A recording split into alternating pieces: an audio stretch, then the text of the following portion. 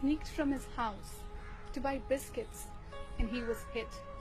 And so when you see him in the street tomorrow with a stone in his hand, you should know better than blame him. 9-year-old Hazila was playing in the public park when pellets hit her left eye. And today she asks, Auntie Mehbooba, what was my fault?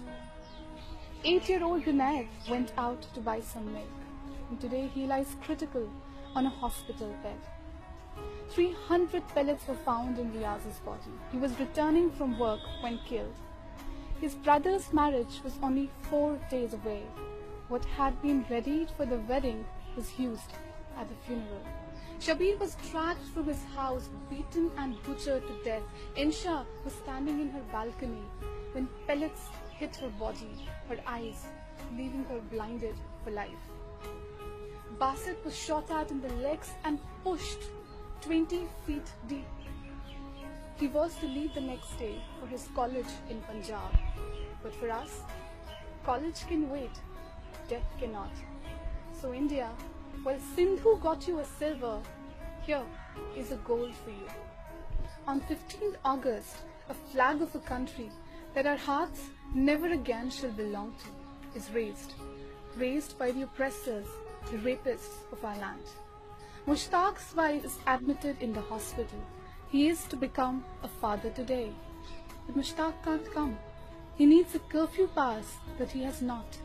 This baby shall be stories told of the day of his birth, when all lay shut and burnt and curfew lay imposed, and of the nation that was celebrating its independence and its silver, while with its sport in Kashmir, 6,000 successful targets, it had already won a gold. No candlelight march for Asiya, none for Nilo for either. 30 women raped in Kunan Poshpora. Damini is, but Asiya is no India's daughter. From every Patribal Shopian Kunan Poshpora, the soul of my land shall rise. I will be born in every village. A sister was raped, a brother was harassed. In every street that a father has shouldered a coffin. In all the houses brought down to rubble. Through 100 Asiyas and Vamiks and Naims. But till then, Shabir was dragged from his house and into his grave. And that, dear India, is the gold medal for you.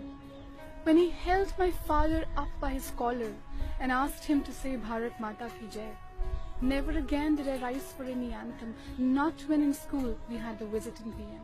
Never again shall we belong to you, not in spirit, not in identity. But today, a 1-year-old has become a target of your gun, and that, dear India, is the gold medal for you. Room denied, double frisk at every airport. You call me a hypocrite, my narrative false and my community anti-national. Ask me for proofs for my loyalty to your nation. I tried raising myself up as not an anti-Indian, and you made sure I constantly ended up feeling one. Kashmir is yours and Kashmiris are not. That's 7 lakh troops you need to maintain the integral part, and that, dear India, is the unspoken referendum of Kashmiris. You claim to be the world's biggest democracy, and the promise of your first PM remains unfulfilled. You rape our land and stand tall in our dead.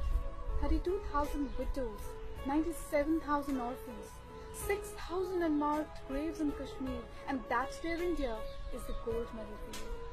I don't know what you need to be to stand up against this, to stand up against a war crime for integrity, for humanity, to stand up against an armed man with a pellet gun in his hand, to stand by a 5-year-old's pellet-ridden body. Dear Indians, I know you can hear me. Death shall silence us all, but before we die, we're alive. 72 killed, 6,000 injured, 100 blinded. And when shall we hear from you?